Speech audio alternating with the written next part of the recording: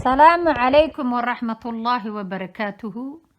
waxa aan rabaa inaan ka hadlo darisla cabdi wiilka dhalinyarada ahaa yaraa ee youtuberka ahaa yarkii yaraa ee farxaaniga ahaa maasha allah wiilkii qalbiga xaarnaa wiil qalbi fiican waaye darisle waxa way darisle airportka laga ceshay waxaan arkay isagoo shandadihiisii iyo wixii wata oo leh airportka iga celiyeen waxaad wadatana waa waraaqay igu dhaheen laakiin waxaan fahmi waayay ma dawladda Kenya ku tiri waxaad wadato waa waraaqo mise waxa ku yiri wadankii uu ka yimi wadankii uu ka yimi ma xasuusta aniga magaciisa dad baa waxay soo qoreen Belgium runtii qofka haddii uu sharciga weyn uusan lahayn uu citizen ahayn oo dhalashada wadanka uusan qaadan weli waxaa la siiyaa sharci yar oo uu ku dhoofi karo uu ku socon karo oo ku safri karo laakiin sharcigaas yar waxaa mamnuuc ka ah wadankii uu sheegtay uu yiri waan ka imi uu yiri waa la igu soo dhibaateeyay uu yiri waa ka soo qaxay uu yiri dhibaato iyo dagaal iyo rafaad iyo silic iyo gaajo adigu waxyaabo badan oo ay dadka sheegtaan gabdhuhu waxay sheegtaan waana la xoogay balaayo dhan baa la falkiyaa la akhriyaa adiga alcamuum wiilkaas wadankuu sheegtay aniga ma garanaayo hadduu yiri Soomaalida haddii uu reer NFD sheegtay reer NFD I think maba la qaabila u malaynaya because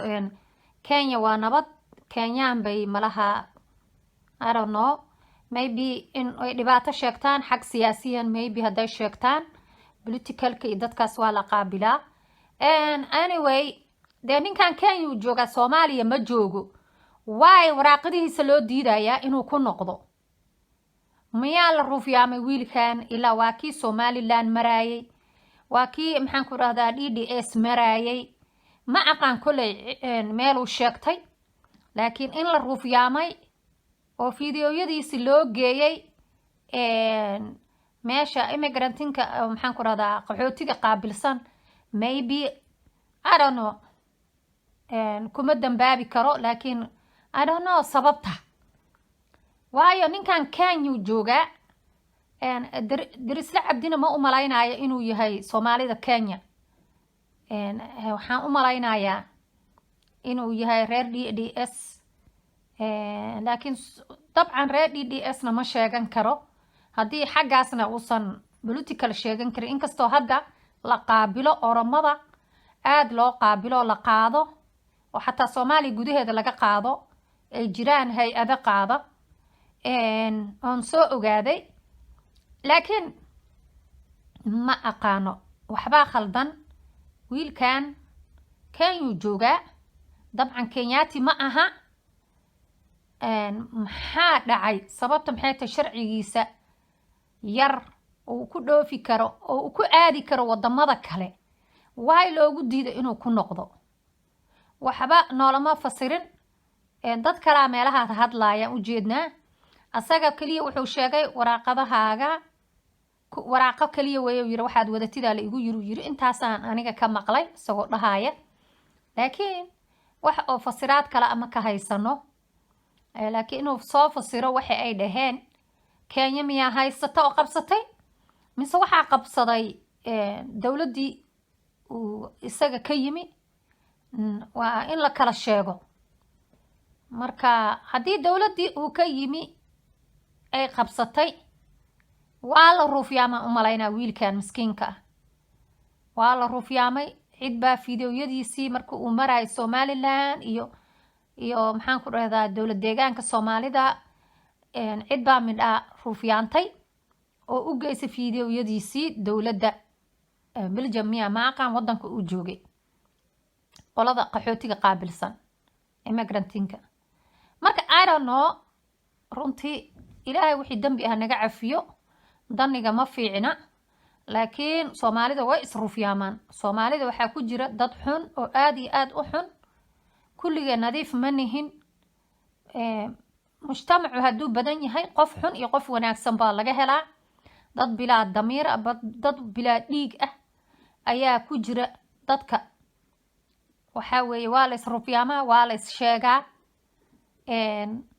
waxaa weeye qaybtood ayaa xataa gabadha hadday ilmaha uga tagato xataa sheega oo taleefon u waca qolada cayrta.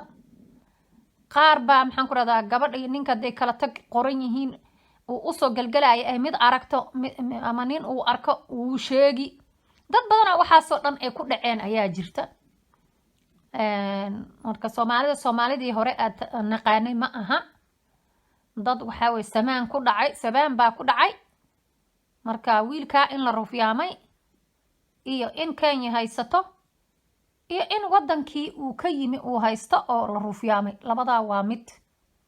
sababtoo ah waxaa mamnuuc ka ah baasaboorka yar haddii uusan citizen qaadan. waxaa mamnuuc ka ah inuu aado meeshii uu ka yimi asalkii. meeshii markii uu isdhiibay uu sheegtay inuu ka yimi ee lagu soo dhibaateeyey, hadday nabad tahay oo uu ku noqdo uu baasaboorka maxaan ku dhahaa sharciga yar haysto, ma lagu soo celinayo wadanka. waxaa weeye waa wax ka yaala waaye, sharci ay dhigtaan weeye dadkan. wadamo badan ayaana sidaas ah oo qaxootiyada qaabilo. laakiin haddii uu Kenya joogo, I don't know waxa lagu haysto. ninkan ilaa Kenyaan baan ahay ma dhihine. sababta loo haysto anigu ma garanaayo. ilaahay baa naga og wixii jira. laakiin khayr allaha ka dhigo. kolley waxaa weye waa la soo celinayaa wadankiin uu ka yimin uu usoo noqonaya insha allah bidmillaah kariim. waayo wadan uu sheegtay uu isaga leeyahay ma joogo. waa haddaan fiidiyowyada loo geyn dowladdaas.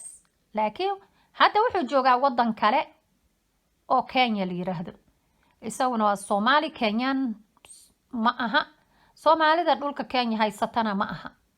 ay soomaalida dhulka Kenyaanka dhulka unaga haystana isagu ma aha. dadkaas ma aha. marka waa lagu soo celinayaa insha allah bidmillaah kariim. Darisle Cabdiyo waa lagu soo celin. isdaji kolley tigidkaas waa kaa khasaaray. ilaahay ha kuu cawil celiyo. maxaan ku irahdaa dowladda Belgiumka aad ka timina, Belgium bay dadku soo qoraayeen. u tag safaaradda tag. soon as possible inaad tagtid waay. soon as possible inaad tagtid dhaqso marka ugu dhow. beritoole tomorrow aroorti hore ka tag. halkaana imi waana lay diiday inaan airportka ka dhoofo. ayagaa ku siinayo waraaq aad ku dhooftid. markaa warqad go ah ayay ku siinayaan wadankii aad ka timi aad ku noqonaysid. kolley dabcan kuwaana way ku sii dayn doonaan Kenyaanka. marka isdaji. nafta khayr u sheeg, niyadda khayr u sheeg, maskaxdaada khayr u sheeg. no problem. waa ku noqonaysaa. ilaa adiga Kenyaan ma tihid, Soomaali Kenyaanna ma tihid, mana tihid maxaan ku irahdaa qof jooga dhulkii uu u dhashay ee Soomaaliya. waxaad joogtaa wadan kale. marka I don't know sida lagugu qabsan karo. wax un baa jira kolley. taa waxa iska qornaa weeye waxaan. isdaji insha allah waa noqonaysaa. balse dadaala u baahantahay inaad dadaashid. xataa aad la hadashid wadankii aad ka timi inaad la hadashid weeye. taleefon u dirtid. haddaad taleefon ka haysatid qoladii adiga ku qaabilsanayd way ku caawin karaan.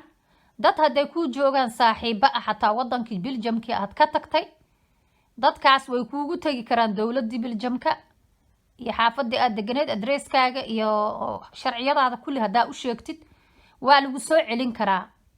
waa aragnay dad badan oo saas lagu soo ceshayna. marka calm down, isdaji, waxba ma aha. insha allah bidmillaah kariim khayr. isdaji walaalo. waa ku salaamayaa habaryarow. isdaji. السلام عليكم ورحمة الله وبركاته. إن شاء الله خير.